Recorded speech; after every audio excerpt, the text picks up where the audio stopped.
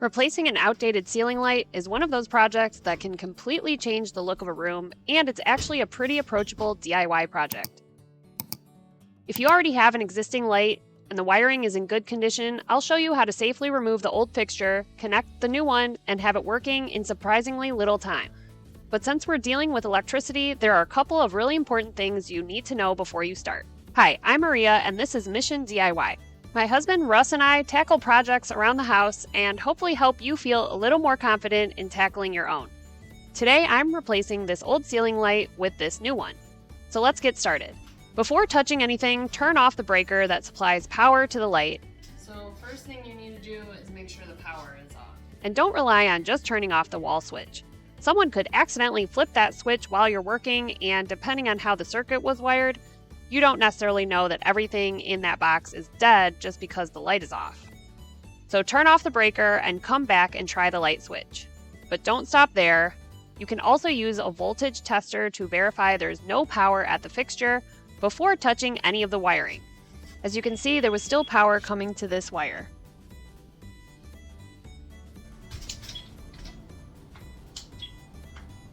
Okay, now it's off. You'll want to lower the fixture from the ceiling to expose the wires. In my case, there were two decorative nuts holding the light to the bracket. After removing those, I was able to pull the fixture down. And while I've got this old fixture down, I'm curious, what's the worst or strangest thing you found hiding behind a light fixture in your house? Or maybe behind walls? I've opened up a few things over the years that definitely left me wondering who was here before me. Like when I tore out some drywall and found this electrical box totally covered and all of the electrical wires. Let me know in the comments. Next, I removed the wire nuts to disconnect the fixture wires. Once everything is disconnected, the old fixture can come down. This is also a good opportunity to inspect the box. Make sure the electrical box is securely mounted, the wires aren't damaged, and nothing looks burned or overheated. If you're planning to install a ceiling fan, the process is a little different. You'll need to make sure the electrical box and mounting hardware are properly secured and specifically rated to support a ceiling fan. Check out our ceiling fan installation video linked above or in the description below for a complete step-by-step guide.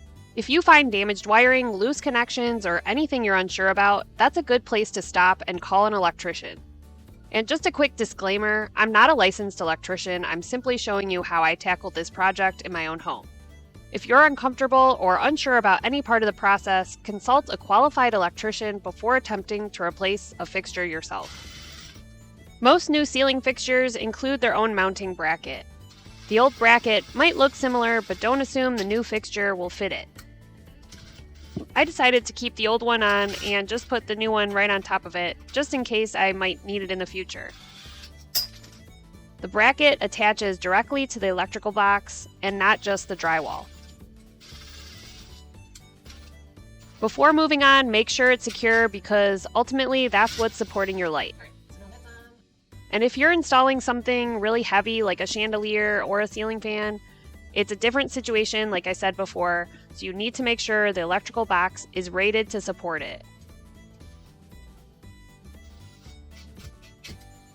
This mounting bracket actually has a little hook that the light can hang on while you're working, which is cool. So it hangs on this thing right here, right up here. Ta-da! That's pretty cool. A lot of times you have to hold it while you're trying to hook all these up. You'll connect the neutral from the ceiling to the neutral from the fixture. Typically that's white to white. Then the fixture's hot wire connects to the ceiling hot conductor, and usually that's black to black. I'm using the appropriate sized wire nut connectors and making sure they're completely tightened. And then you connect the black to the black.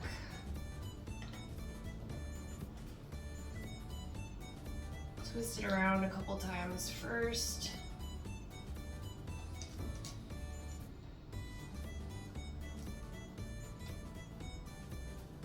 And get it as tight as you can.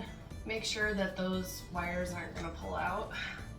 And then if you have a ground wire coming out, you're going to want to attach this ground wire to the ground that's coming out of the ceiling, but otherwise you would attach it, you would unscrew this green screw just a little bit, wrap it around there, and then tighten the screw up. But since we have a ground wire, I'm going to attach it to the ground wire. After everything is connected, give them all a gentle tug and fold those wires back into the electrical box. Don't just smoosh everything in there. Try to fold the wires neatly so the connectors stay secure and the fixture can sit flat against the ceiling. Give it a yank. It is secure. All right, stuff that one back up there. It is definitely secure. Then there is a mounting screw for this one. You'll have to look at the instructions on your particular light fixture to see how to mount it. But usually there's some kind of bracket like I had, and then you secure your fixture to the bracket. And then mine has a little cover plate. Looks like it kind of twists on. There's an arrow.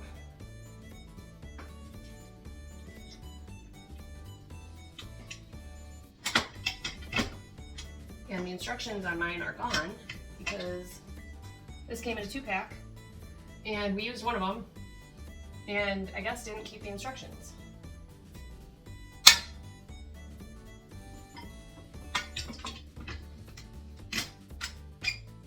Here we go. It is on. Time to turn the power back on.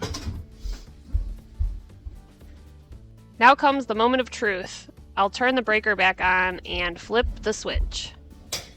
Whee! It works.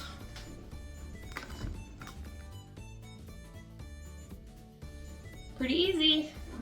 It's funny how changing one light can completely change the way a room feels.